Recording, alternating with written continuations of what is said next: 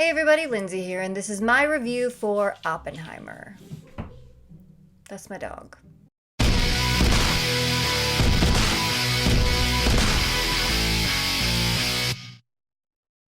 actually seen it twice now, both times on IMAX, which is how I wanted to see it. Just big screen, big sound, melt my face off, Christopher Nolan, please. And really, what this movie is about is it's not about what they were doing at Los Alamos. If you really want to know more about like the science end of it, go watch Fat Man and Little Boy because it's just about the making of the bomb. But this is just about Oppenheimer, his life, what he went through, how he felt when he was on this project and after this project and before this project. This movie runs just over 3 hours long, and to me, it didn't feel like it. We're always moving, we're jumping back and forth in timelines, which the first time that I watched it got a little bit fuzzy in a few points, but the second time I watched it, I was able to follow it no problem. The cast in this movie is incredible. You've got Cillian Murphy, Robert Downey Jr., Emily Blunt, Florence Pugh. Josh Hartnett is in this movie, for Christ's sake. And it's so weird because just these extremely recognizable character actors pop up as these one scene roles, and you're like, holy shit, it's that guy. Holy shit, it's that guy. Oh my god, it's that dude. Throughout the whole movie. Josh Peck and Benny Safdie, it's just all over the map, but they brought all these actors together into one movie, and I thought it worked great. I thought everybody did a good job, especially Robert Downey Jr., because we haven't seen him in something like this in a very long time with all of the Marvel stuff he did. I mean, he did a few serious projects in between those, but none of them on this level. I don't know if what I'm going to talk about next can even be considered as spoilers, because there's really no spoilers to be had in this movie. It's not like there's a twist ending and oh my god, you know, it's it's just telling the story of what happened and this man's life who created the most destructive force ever created by man, and how different it feels to be in the discovery portion of science as opposed to when those discoveries start to be used and built upon in ways that the original discoverer never intended. You are the man who gave them the power to destroy themselves. And the world is not prepared. Anyway, but it goes into it in that final scene where they finally show you what Einstein said to Oppenheimer at the pond. They'll give you awards, they'll take the pictures, you'll get to eat he said it was like salmon and something salad, I don't know. But it won't be for you, it'll be for them. And it highlights the issues when politics gets inserted into science, the politicization of discovery. And I don't really have any strong thoughts on this movie. It was really good. It's a movie you want to see in the theater. It's an experience. There are sound cues and cuts and shifts that have their greatest impact in that setting. So if you haven't ventured out to see this yet, I would highly, highly recommend you go see this in the theater. If you can't see it in IMAX, you can't see it in 70 millimeter, who fucking cares? Just get to a theater and watch it. So overall, yeah, I really enjoyed this movie. I liked the look of it, switching between the color and the black and white to show the point of view, I thought was a great choice. The music is amazing. The practical effects that they do with like the quantum universe and the explosions and the chain reactions and showing what is going on inside Oppenheimer's mind, I think it works together really, really well. So I didn't know if I was going to do a review on this movie because I didn't have super strong opinions about it. It's a really good movie, and it's a really good movie to go see in the theater. It's got great acting, great directing, great writing, great cinematography, great special effects, great music. Everything's great. Go see it.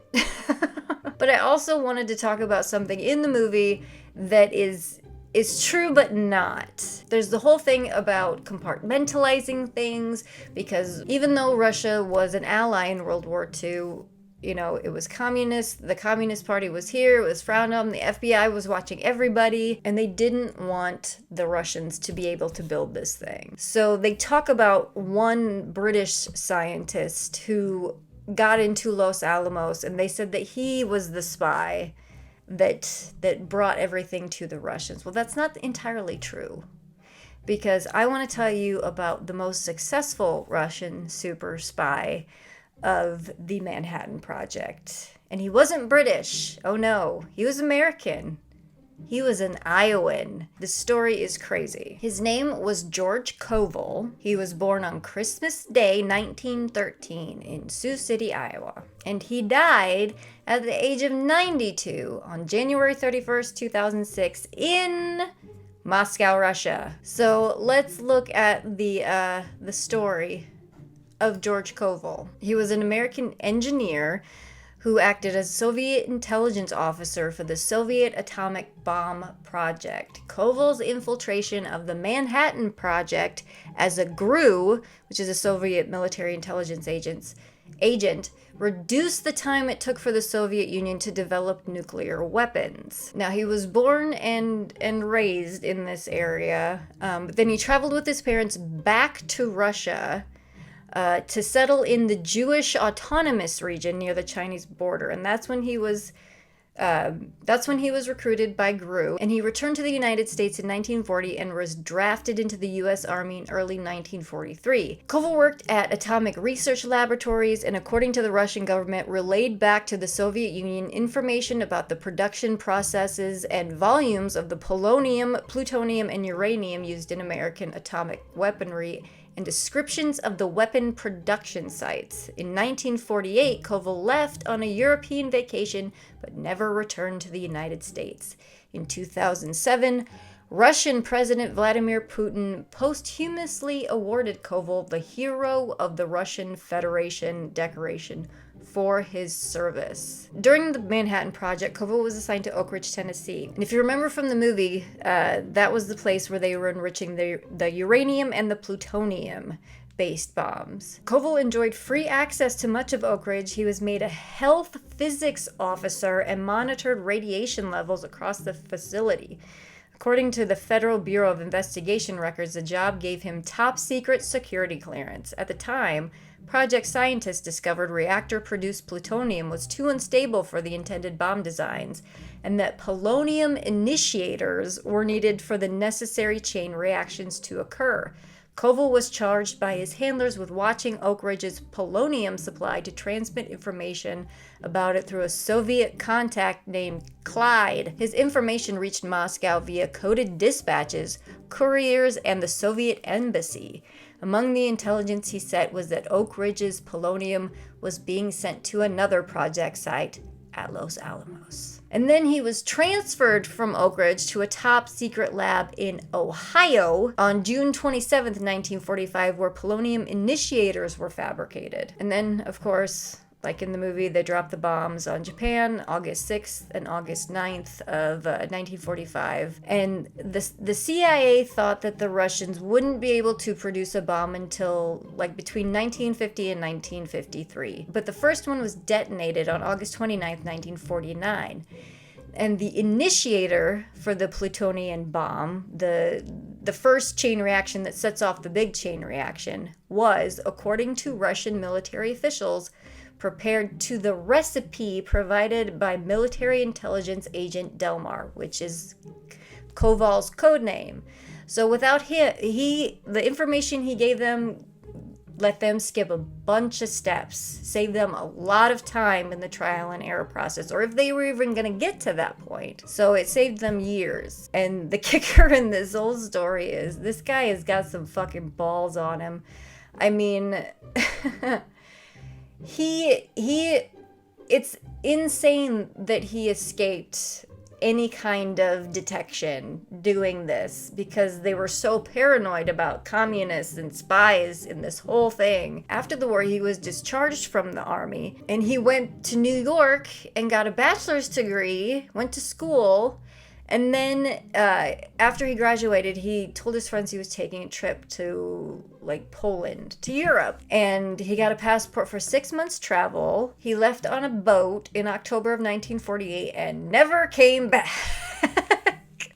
And since he was a spy, they didn't know if he would be like a double agent. They didn't think they could trust him. They just said he was denied a bunch of positions and pretty much kicked out of the Soviet army unceremoniously. But one of his own contacts made him a laboratory assistant at an institute there, and he was able to teach there. This guy got away with this for years. In the 50s, it says the FBI investigated his wartime activities and interviewed his former colleagues, leaving them with the impression that he might have been a spy. And the matter was kept confidential for 60 years, as the U.S. was afraid of the damage that would result from the exposure of Koval's activity. They classified that shit for 60 years. Oh yeah, this is the funny part of this story. In 1999, Koval was living on his small pension, his Russian military pension in Russia, and heard that the U.S. war veterans like himself, because he was in the army, he was in the U.S. Army, could apply for Social Security payments. He applied. He applied for U.S. Social Security payments. In 2000, the Social Security Administration's Office of Central Operations, Baltimore, Maryland, responded with a one-sentence letter. We are writing to tell you that you do not qualify for retirement benefits. And yeah, like I said, he was posthumously, because this was a few years after he died, was given the title of Hero of the Russian Federation from Vladimir Putin. And the proclamation stated, Mr. Koval, who operated under the pseudonym Delmar, provided information that helped speed up considerably the time it took for the Soviet Union to develop an atomic bomb of its own. Of course, there's some people that are like, it really didn't help him that much, but this guy's not talked about that often. But no, I was surprised that they mentioned the British guy, but they didn't mention Koval. There's books and articles that have been written about this guy. You can find them all referenced in like Wikipedia and stuff. But no, that is the story of what could be the most successful Soviet super spy of the Manhattan Project. This motherfucker went to high school like 10 miles from where I live. Crazy. Will ensure a peace mankind has never seen.